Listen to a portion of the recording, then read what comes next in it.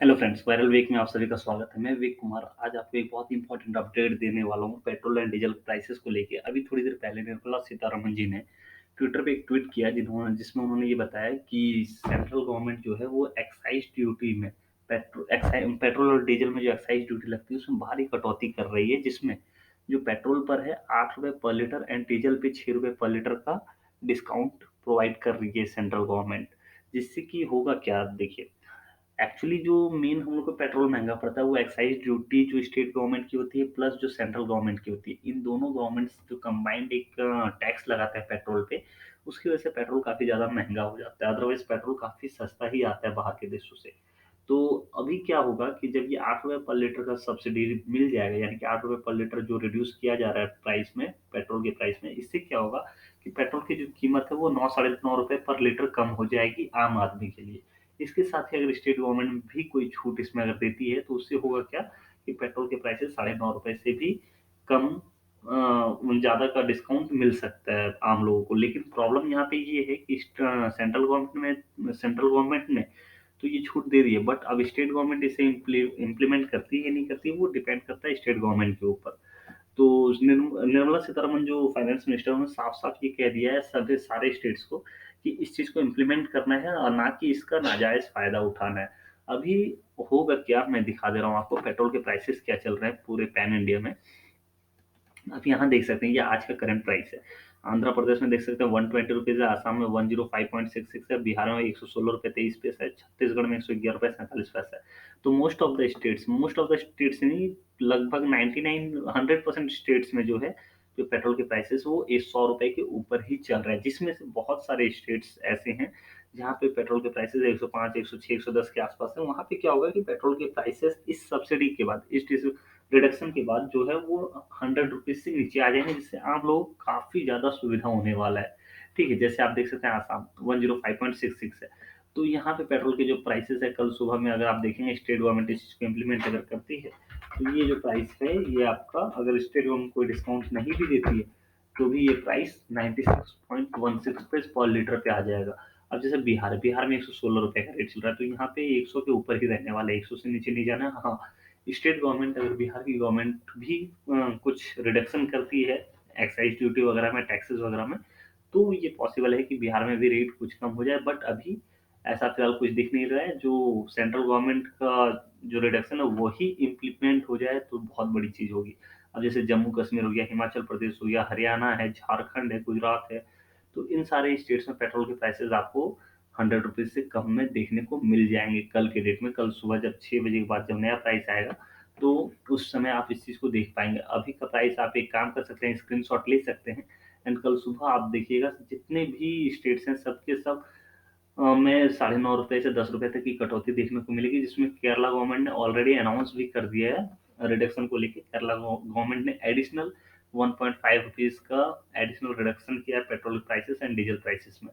तो यानी कि टोटल 10 साढ़े 10 रुपए कम हो जाएगा केरला में। केरला का अभी रेट जो चल रहा है ₹115.37 पर लीटर चल रहा है, जो कि कल सुबह आपको 102, ₹103 के आसपास दिख सकता है। तो आप इसे कल सुबह एक बार मैच कर सकते हैं। और मैं वो ट्वीट भी आपको दिखा दूँ, इनफैक्ट ये नोटिफ़िकेशन भी आप देख सकते हैं, ये नोटिफ़िकेशन भी सीबीआईसी ने पोस्ट कर दिया है और अब मैं निर्मला सीतारमण जी का जो ट्वीट है वो भी मैं आपको दिखा देना चाहूँगा। ये यहाँ पे इन्होंने ट्वीट किया हुआ है। ओके, हाँ, ये देख सकते हैं। Also this year we will give a subsidy of ₹200 per gas cylinder. अच्छा, ये गैस सिलेंडर का भी सब्सिडी निर्मला सीतारमण जी के द्वारा दिया जा रहा है। अभी ये ट्वीट मैं दिखाता हूँ। इस ट्वीट में आपको सारी डिटेल्स आपको पता चल जाए। देखिए क्या बताया गया कि our government since when PMO India and Narendra Modi took office is devoted to the welfare of the poor. We have taken number of steps to help the poor and middle class.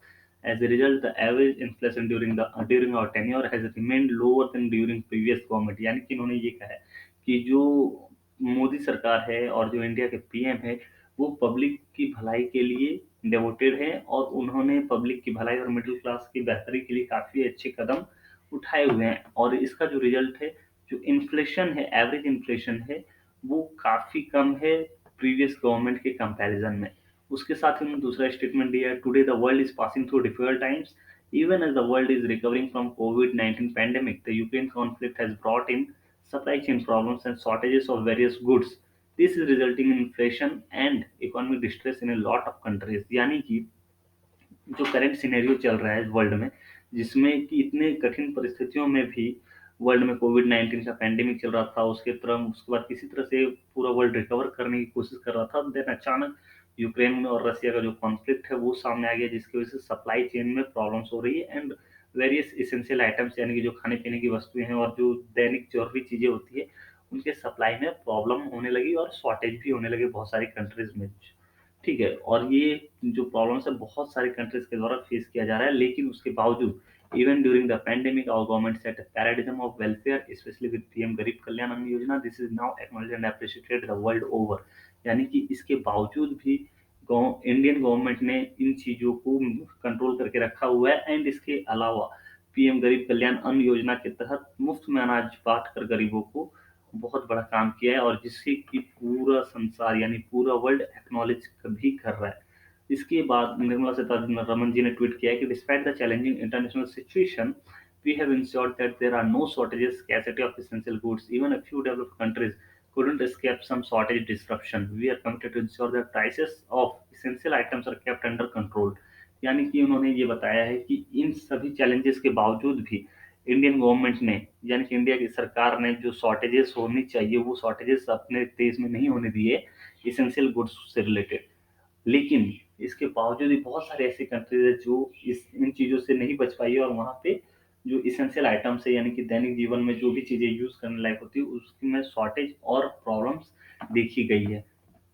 इसके अलावा उन्होंने अगेन ये tweet किया है कि despite rising fertiliser prices globally we have protected our farmers from such price hikes in addition to the fertiliser subsidy of 1.5 lakh crore in the budget an additional amount of 1.10 lakh crore is being provided to further cushion our farmers। यानी कि पूरे विश्व में जो खाद के दाम की बढ़ती समस्या है उसके बावजूद इंडियन गवर्नमेंट ने जो सब्सिडी दी थी एनुअल बजट में 1 लाख 1.05 लाख करोड़ का जो बजट में उन्होंने ये बजट में अनाउंस किया था उसके अलावा एडिशनल 1.10 लाख करोड़ का अलग से फंड खाद सब्सिडी में फर्टिलाइजर सब्सिडी में दिया जा रहा है जो कि किसानों के लिए एक अहम काम है और बहुत ही हेल्पफुल होगा। इसके अलावा उन्होंने छठा जो ट्वीट किया वो ये है कि PMO India has specifically asked all arms of the government to work with sensitivity and give relief to the common man. Keeping in line with PMO India Narendra Modi's commitment to help the poor and common man, today we are announcing more steps to help our people। यानी उन्होंने ये बताया है कि जो Indian government है वो बहुत ही सिंसियरली बहुत ही सेंसिटिवली आम आदमी को राहत देने के लिए काम कर रही है और इसके साथ ही वो कुछ यहाँ पे अनाउंसमेंट भी करने वाली है और वो अनाउंसमेंट उन्होंने 7वें ट्वीट में बताया कि we are reducing the central excise duty on petrol by 8 rupees per liter and on diesel by 6 rupees per liter। This will reduce the price of petrol by 9.5 rupees per liter and of diesel by 7 rupees per liter।